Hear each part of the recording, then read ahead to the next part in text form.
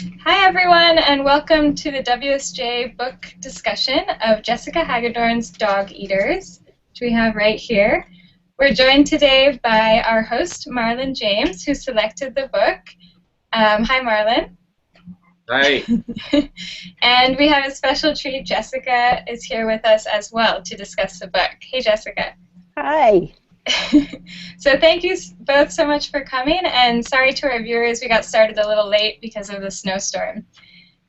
Just before we start, I'd like to take a minute to introduce our next book club selection, which will start right after this book chat. Our next host will be Eric Larson, author of The Devil in the White City and Dead Wake, and he has selected Dashiell Hammett's The Maltese Falcon, crime noir novel from 1929.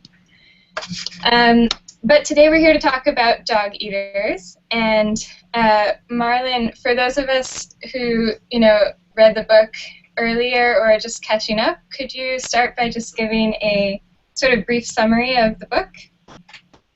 Oh my God, a brief summary. Let me give a brief summary of your book. Oh my God. What would I say? I mean, a brief summary. I would say I haven't had to reduce this book in a while. I think it's a huge cast of characters, actors, politicians, losers, terrorists, beauty queens and radicals, who end up sort of trapped in a very, very crucial, almost instantaneous moment of time in Philippines history that then spills over for years and spills into all these different directions. So it ends up being a sort of a deeply political novel, but a huge comedy of manners and comedy of errors, which is almost, if you've lived in a country like mine, that all.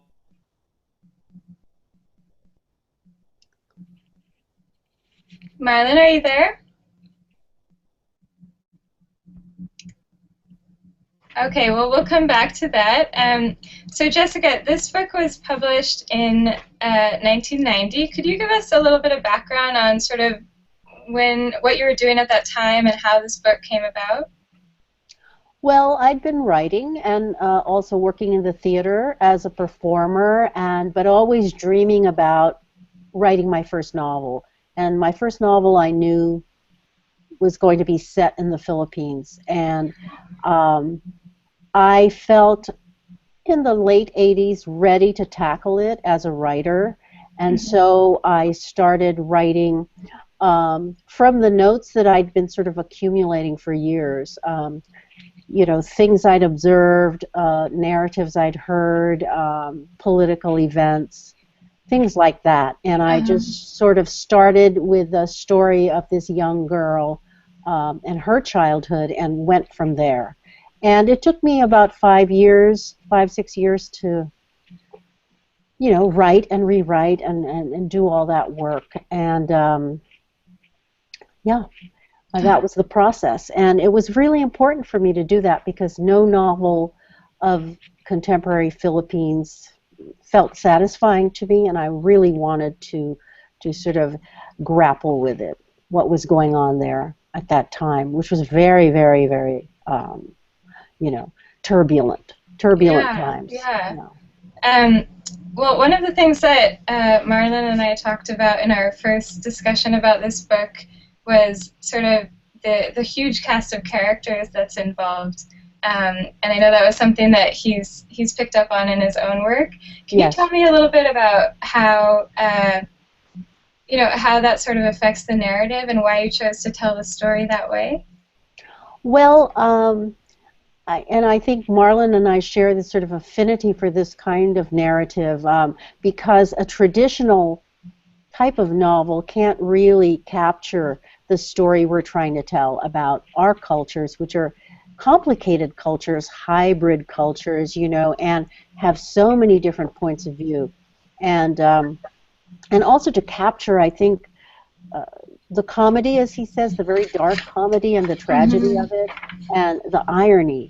How do you do that? How do you talk about very rich people, very poor people, depraved people, yet depraved people who might also, be very generous and kind people in certain Right. moments, and to be true to it. And I felt like this narrative had to be told from many different points of view. And it came to me as I was writing it. It wasn't like I plotted to do it that way. I started with this child, Rio, and I wasn't satisfied that that was the only story I wanted to tell, her coming-of-age story. And the story got bigger as the political events in the Philippines sort of exploded.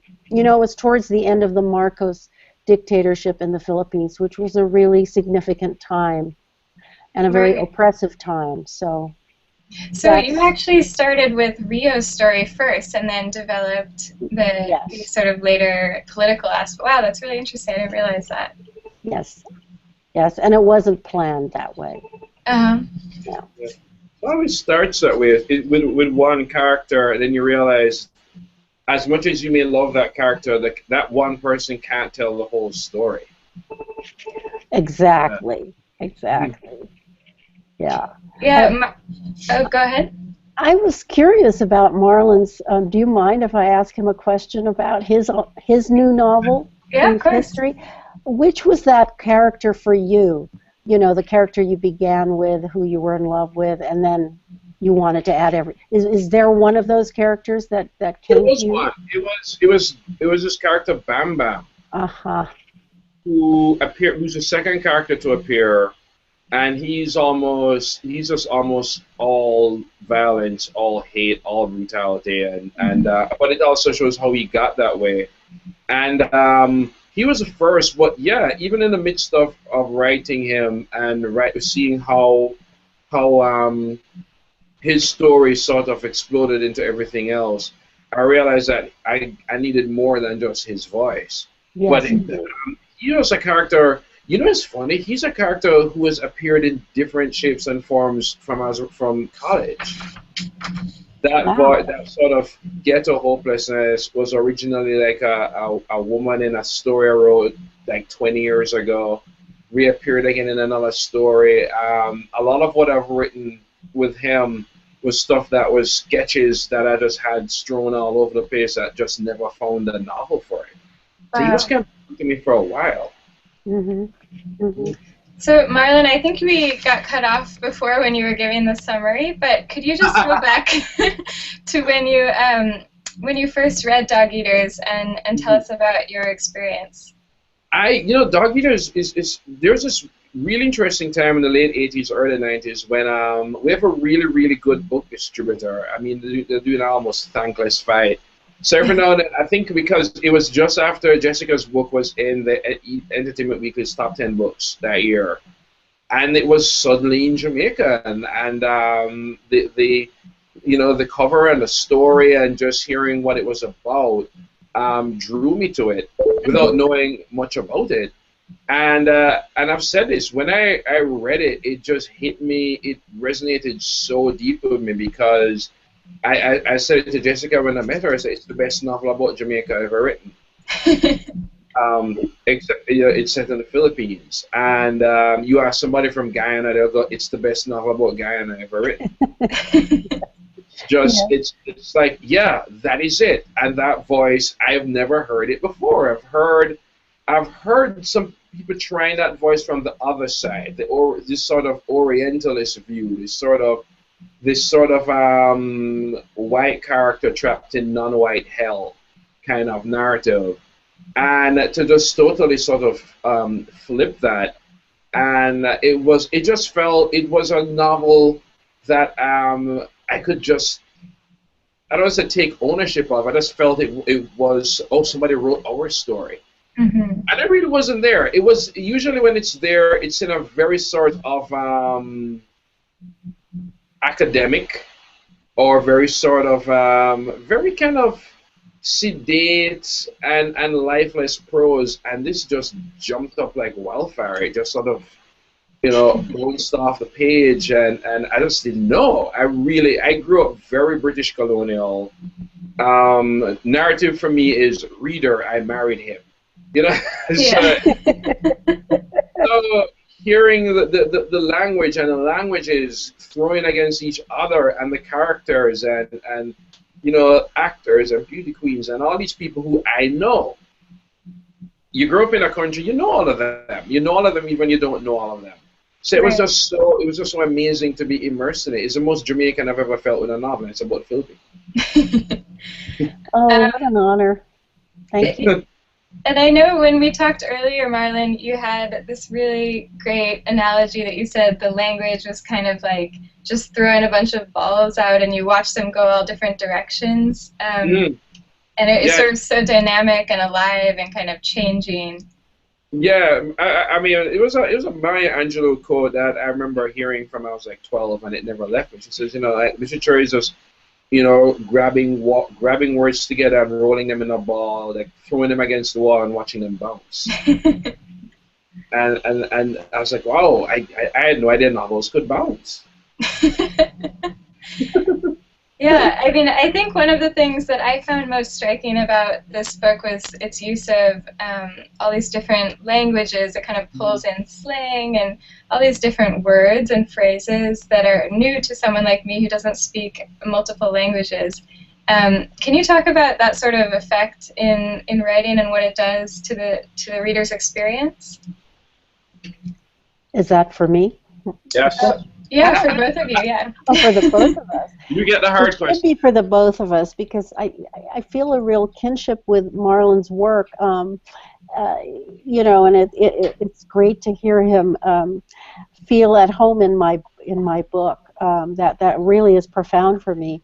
It was very liberating to bounce. With language. I mean, that is a great verb, actually. And I think it was like letting loose. I love language, first of all, and I love listening to it, the music of it. The way people talk is very fascinating to me. Just the way everybody has their unique way of sort of communicating. And because of that, I think when I made that decision to write the way I did, because I tried it in a very linear way first, and I was so bored, I bored myself. I thought, this is not right, this is false writing. What do I do? And I sort of just told myself, listen to the voices in your head and just go. And don't judge it, and just write it. And it was the best thing I could have done. And it's a lesson I learned, and I do it to this day, is to trust what I'm hearing.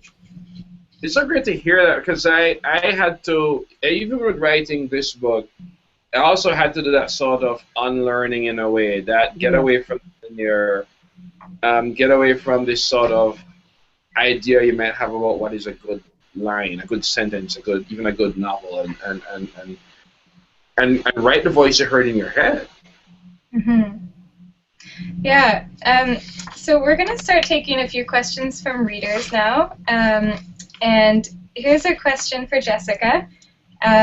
Marion Steer from Facebook says, what inspired Miss Hagedorn to use the character's dreams as part of the narrative? Oh, what a great question about dreams. I think dreams are very important and very telling.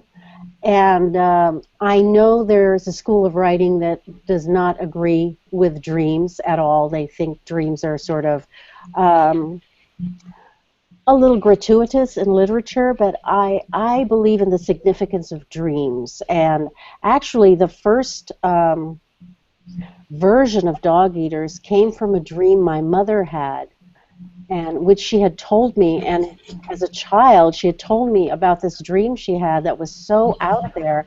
I never forgot it, and I wrote it down, and I said to myself when I was a very young poet, I said, one day this is going to appear in the novel, because this dream, there's something that is so magical about it. And I also think it's a way of opening up the story and taking it to another realm. And that's why I always have dreams in my novels. It's not just Dogeaters, yeah. And Marlon, do you ever use dreams in your writing as well?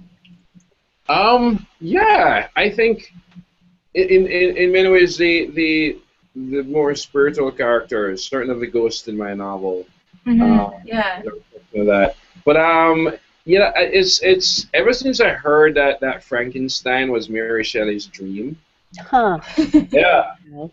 I've always been interested in that. I've written sometimes from that because I also think even if I don't necessarily believe in deeper meanings to dreams, my characters tend to. Mm-hmm. It's like my friend who does does tarot. I don't believe it, but I believe in her belief. So kind of Exactly. Yeah. yeah. Great. So here's a question from Alyssa Perlman Taub, and she commented on Facebook. She said, I enjoyed Dogeaters and am reading A Brief History now, about 60% through. Wow. I'm an immigration attorney in the U.S., so I always find it interesting when the U.S. immigration system is a minor character in a book. In both Manila and Kingston, obtaining a U.S. tourist visa can be extremely difficult, and the frustration, bewilderment, desperation felt by characters in each book is palpable and realistic. Can the authors give any background on why they included these visa issues in their novels, and whether they think the aspiration to come to the U.S. from places in the developing world is different today than it was during the time periods in which each book takes place? Whoa. Could you repeat just the last part of Alyssa's question, the thing about the developing world? Just towards the end, that was very complex. It's Right. different now. It's So she said, can you give any background on why you included these visa right. issues? And then do you think that the aspiration to come to the U.S. from places like Manila or Kingston is different now than it was during the time periods in which your books takes place? All right. Well, I included my little bit about the visa because it's part of life there. It's very important who's getting out, who can't get out. It's a real obsession with people. Mm-hmm. And of course, the wealthy and the powerful can travel anytime they want. So it's not so much of an issue for them. But, you know, to this day, it's a conversation people have. And I don't think that the aspirations of people have changed that much. Perhaps for the middle class, it's a little easier to leave. Now than it was during the times I was writing about in Dogeaters, but certainly a part of the bitterness in the Philippines about the difficulty of coming to the United States is the fact that it was a colony of the United States, Mm-hmm. and the Filipinos fought in the Second World War and fought some incredible battles and also were completely brutalized by the Japanese because they were an American colony. And so the fact that, it's become such an obstacle to come here to the United States for them is taken to be a real slap in the face. And so that's why I write about it. It's a fact of life. I mean, I have nieces and nephews who are dreaming of coming here to get jobs. Joblessness is an issue there, Right. and everybody has to go overseas to work. And then I have nieces and nephews who are here illegally. So I'm very concerned. That's Right. just my life, And Marlon, what do you think?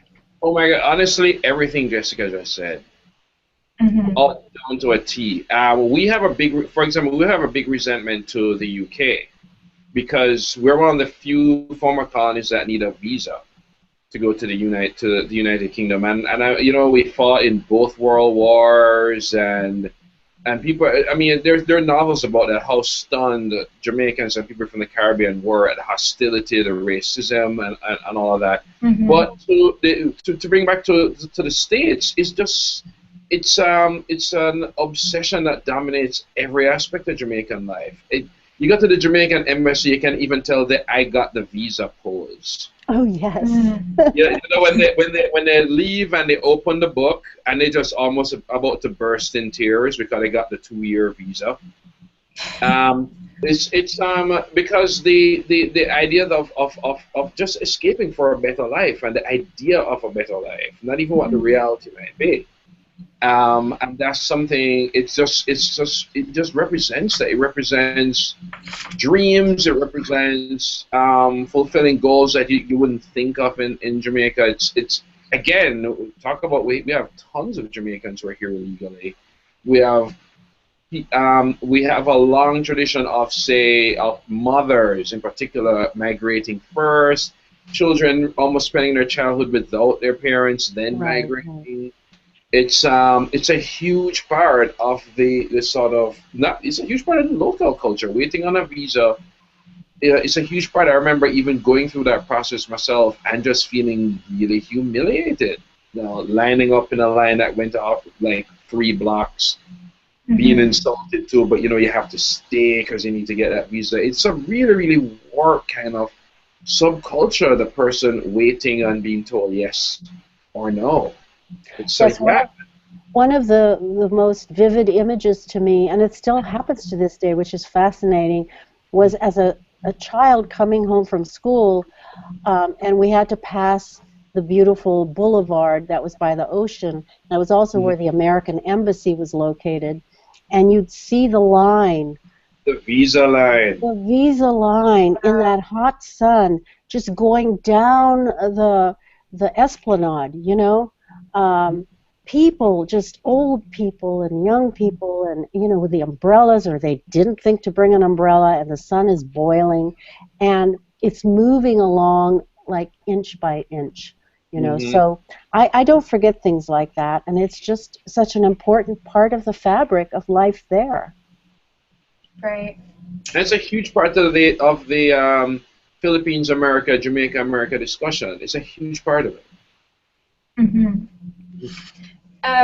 Great. So I think that both A Brief History and Dogeaters sort of have this political kind of assassination in it at some point, but I think the book seems to focus more on the people at the margins of that event. Marlon, could you talk about organizing the book this way and sort of your thoughts on that, and then we'll ask Jessica as well? You know, I mean,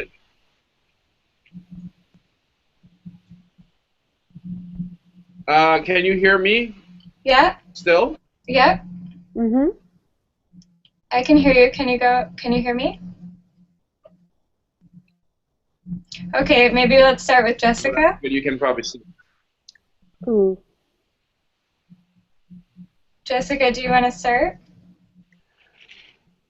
And we'll come back to Marlon. Okay. Again, it's something I'm always interested in, the secondary characters, the people on the margins that no one's thinking about, and wondering what it's like to be a witness to something as huge as an assassination, but just being the street kid, you know, who happens to be there, and what the weight of that is on this kid. You know, it makes for an interesting narrative. I think the story is always more interesting for me that way, because it's the everyman. You know, it's you and me walking by, and suddenly this massive event takes place, you know, and you go, oh my goodness, my life has changed forever. And I'm not even a major player, right? Right. So it's taking on that story that delights me. I'm always interested in writing about those characters who are struggling all the time. I think it just makes for better, you know, a better story to tell. Yeah. Can you hear me now? Yeah. Sweet. Again, the same thing. Living in the margins in Jamaica and being affected by all these events. But then you know, the narrative, the stuff we'd read never had, you never hear about the innocent bystander. You never hear about the person caught in the middle or just happened to be in the wrong place at the wrong time. And even in a story that affects so many people, people get marginalized. So I was always fascinated by those people. I was fascinated by the picture of an important person in the photograph. Who's that person behind them? Mm-hmm. On not that level, but also that I think there's a it's a different story. I mean, imagine if somebody in the court of Denmark told the story of Hamlet.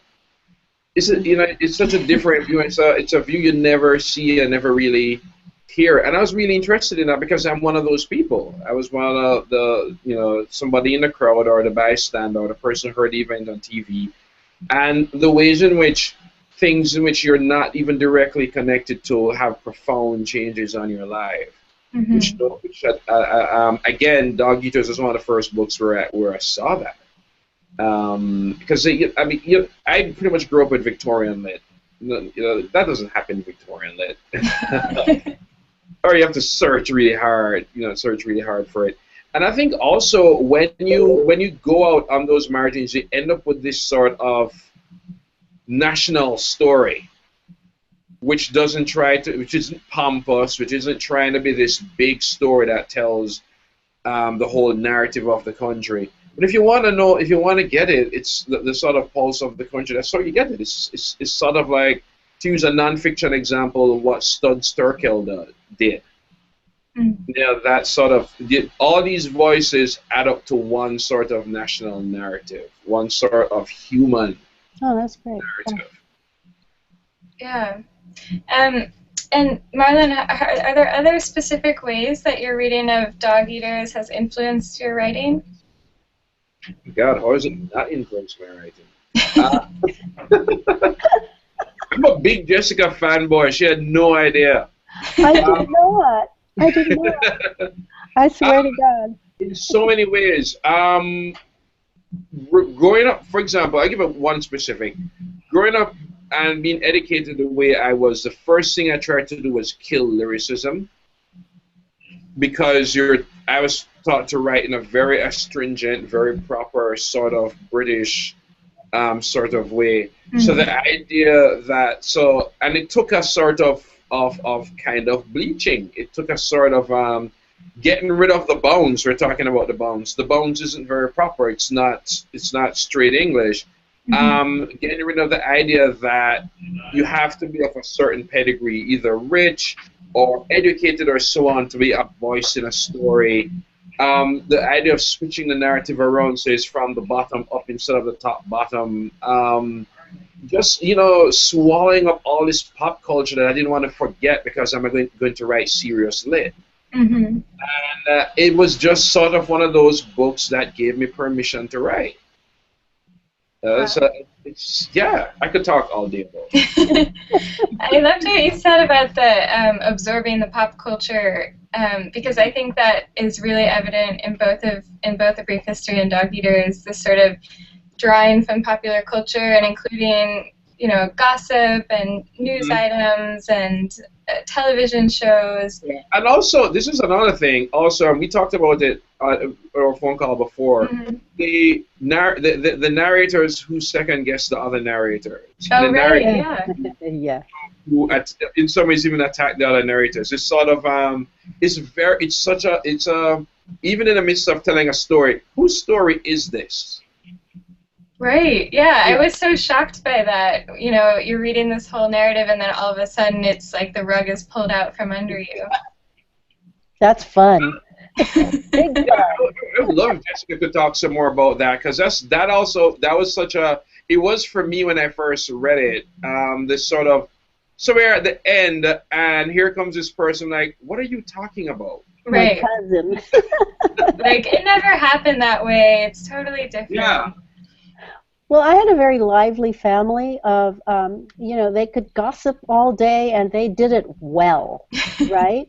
And, people were always pulling the rug out from each other, under each other, and it's sort of challenging. That's not how it went. And I remember this as a kid. I used to love hanging around the older folks and kind of listening to, A, the juicy gossip, and B, how they would undermine each other. And I felt like by the end of Dog Eaters, it was time for the poor cousin character, Poocha, who had been sort of a little bit made fun of in the novel, to turn around and have her moment and to really sort of say, because I remember once going back to the Philippines and one of my relatives said that to me, that's not what happened. I don't know why you're obsessed with this stuff. And I sort of thought, oh my God, have you gone insane? And she said, no, you have.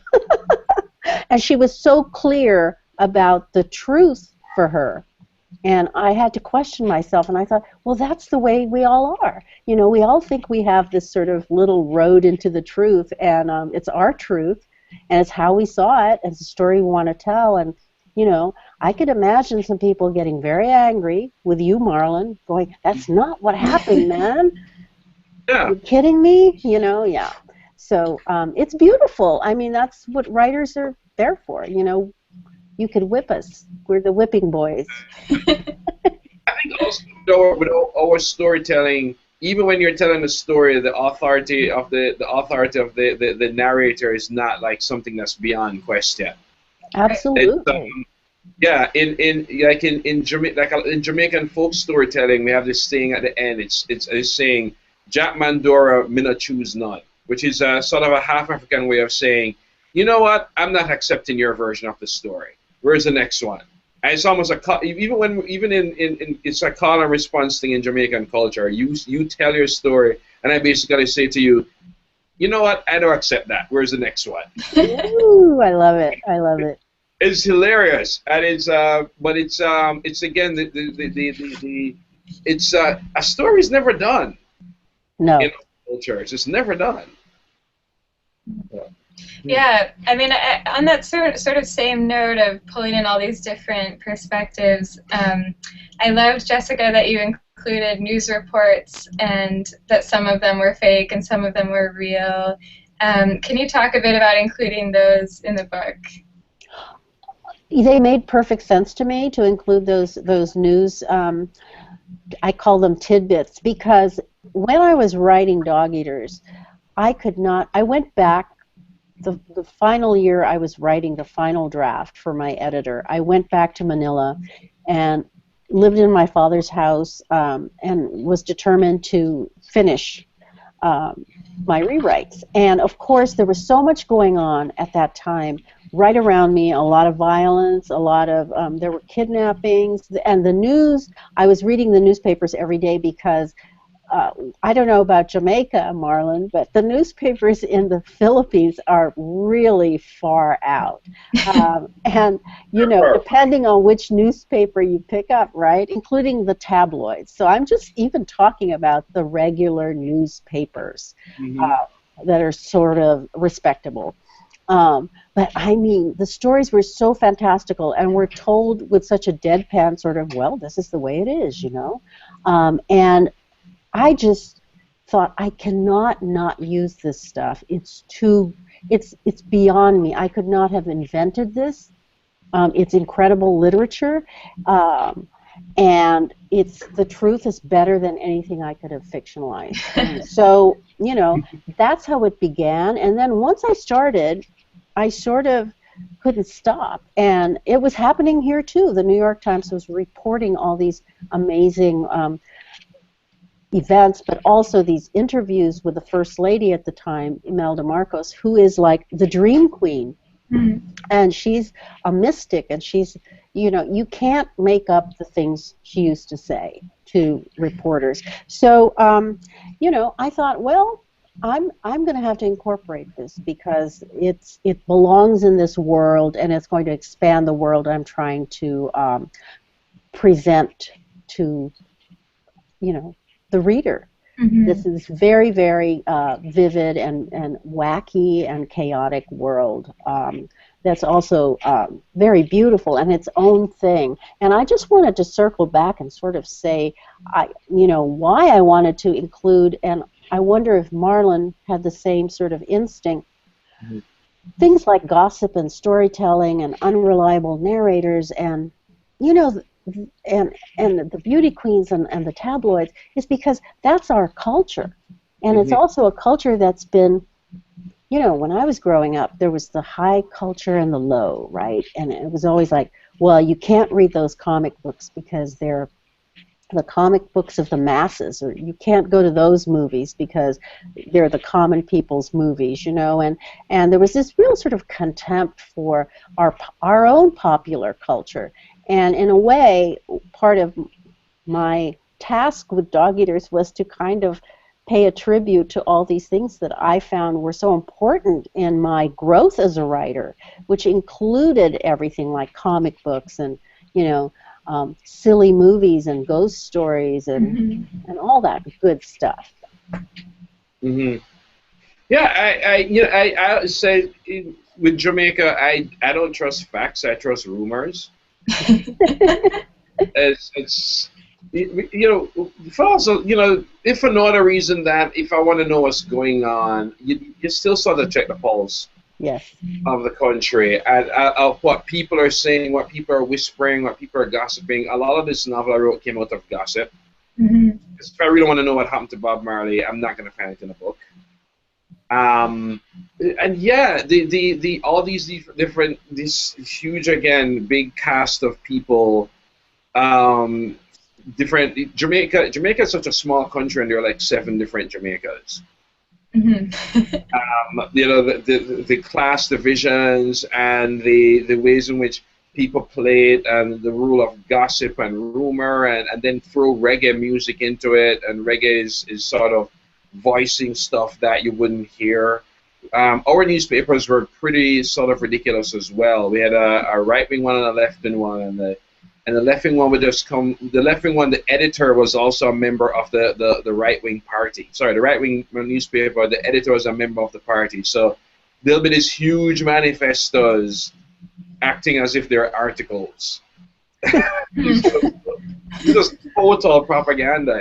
It was it was so crazy, but it was also pretty vital. It was also really interesting. The culture was defining itself in so many interesting and colorful ways. So it's kind of you kind of had to take both. Yeah, absolutely. And don't forget the photographs. Yeah. The grisly photographs. Oh man. Okay, well here's a question from a reader for Jessica, and she says, my question to Miss Hagedorn, is Rio inspired by you? Have you gone through the same experiences, or is it a completely fictional character? Oh, she's partially inspired by some of my own experiences. Rio is her own character, and I always use some of what I know, or a lot of what I know, for all my characters. I mean, it's not just for Rio. Rio's kind of the most obvious, but frankly, some of the things Joey witnesses, Joey Sands, are things I've witnessed, and so I kind of spread around my experiences, my life experiences through, you know, with all the characters that I create. But Rio's the most obvious and the kind of the starting point. You know, I know that world. That's how I grew up, and I can speak about it with a certain, I guess, confidence. You know, but yeah, she's not the only character that I draw from. Yeah. Right. Or draws from me. Marlon, are any of your characters, do they pull directly from any of your direct experiences, or? I guess here and there, some of the characters like Nina Burgess kind of share my worldview, and the Rolling Stone writer.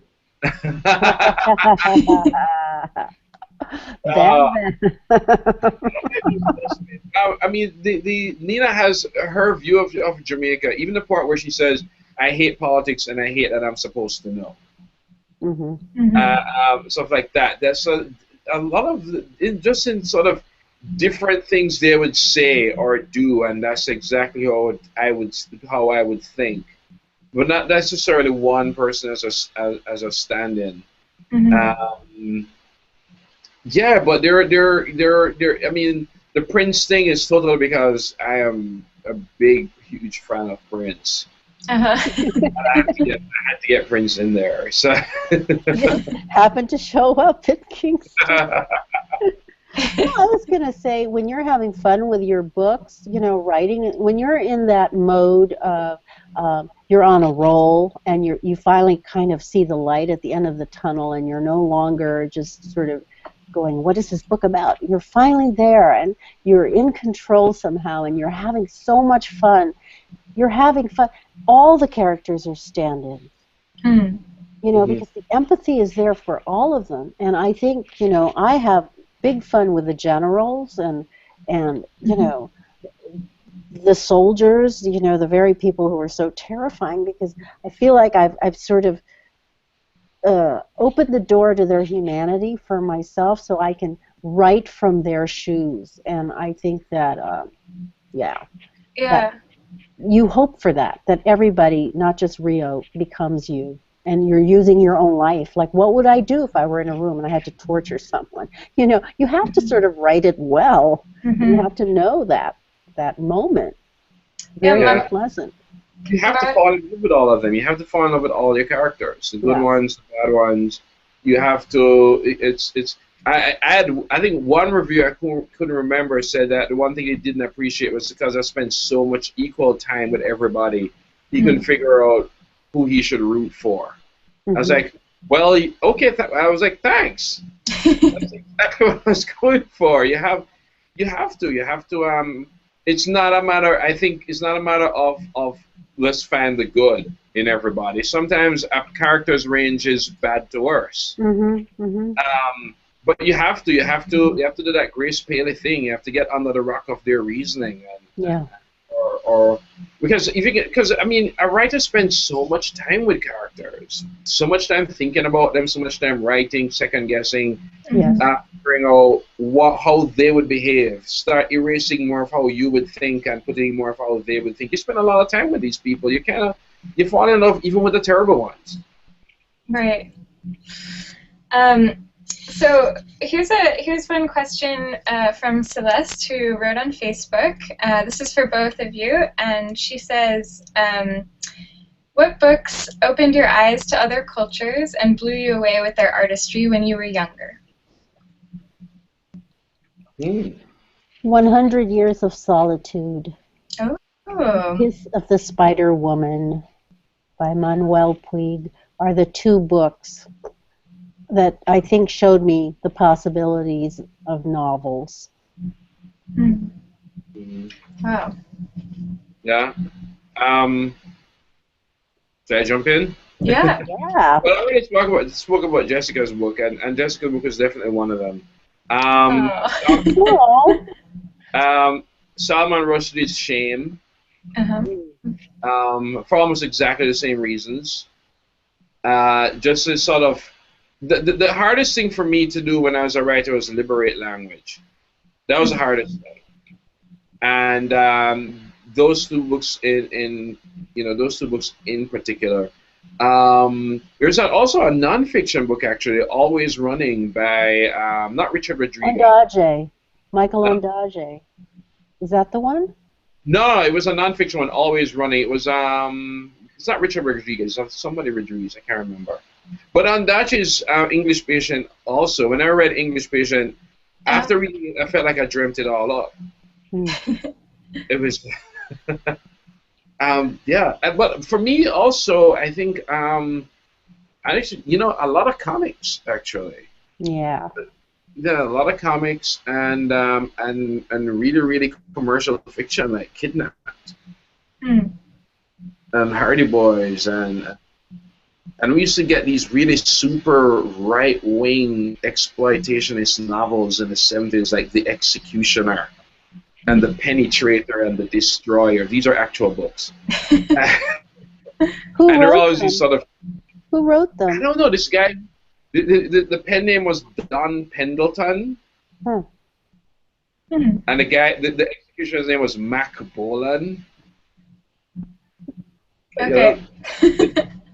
It'll be your next pick, Anna. Knowing erotica. But Marlon, for readers who really enjoyed Dogeaters and loved your choice here, can you recommend any other books that they might like as well? well, they'll like Jessica's Dream Jungle. Ah. It picks up where that left off. What else would I say? Books in that vein with that pulse. Certainly, Teju Cole's Open City. Uh-huh. Definitely.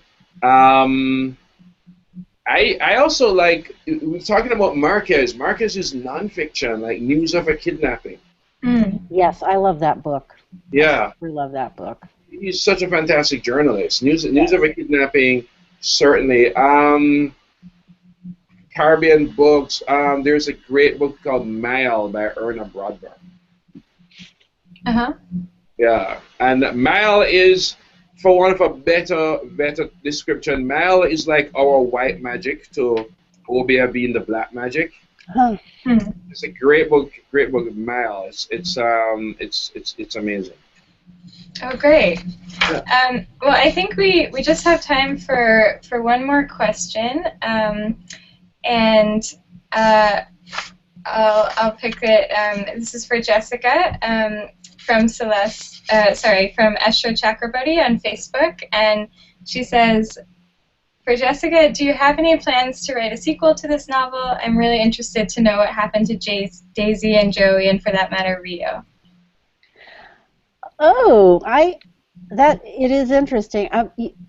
You're not the first one who said that to me. No, I don't have plans to write a sequel, but the way I sort of have a good time with the notion of what happens to these people is through the play adaptation of Dogeaters, which every time it's resurrected in some other city, I sort of sometimes add new things. Oh, wow. And I do miss those characters very much, but I think there's something to be said for leaving things alone.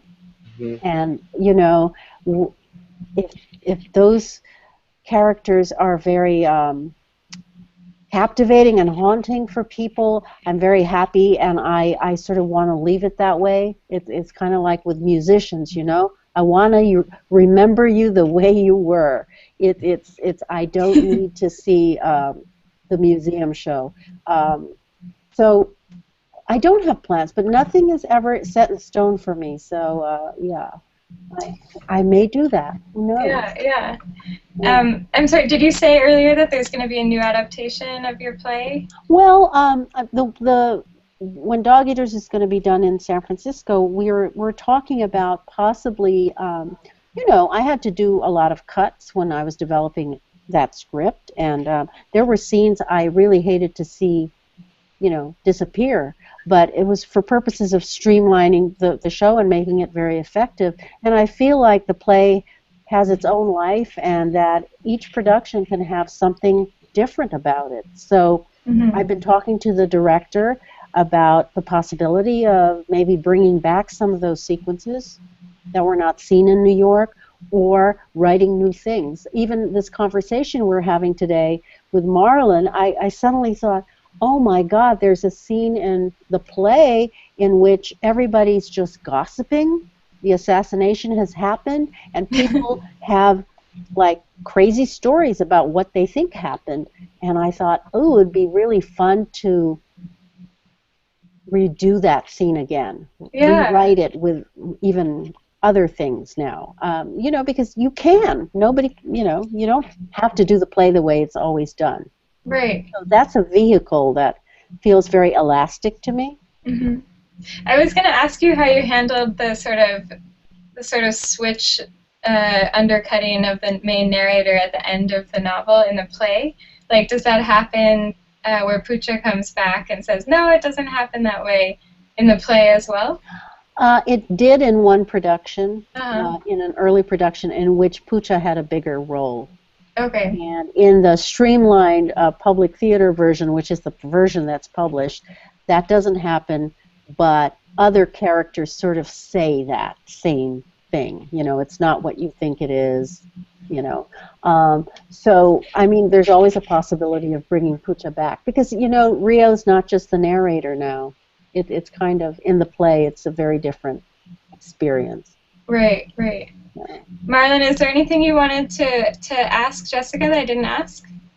Well, I was going to ask a sequel question, although I wasn't really expecting a sequel. Oh, I pretty much everything I would have asked, she kind of answered. Like, I love just stuff about the parallels between those societies. Have you ever been curious of, I guess, sort of writing outside the Philippines and seeing just how similar the world that such a novel about such a specific place, just how similar that type of culture perpetuates in Kingston and in Lagos, in Nairobi, and it's just, I don't know if you'd be interested in just how these other cultures sort of succeed and fail.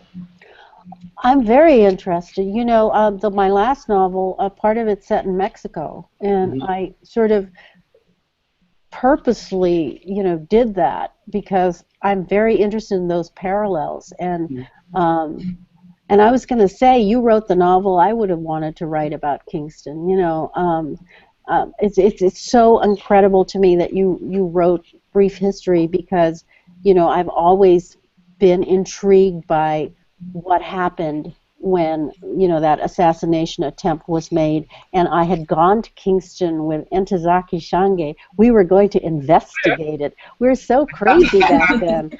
I didn't know that. Yeah, oh, I never told you this story. Well, when I see you next, I will.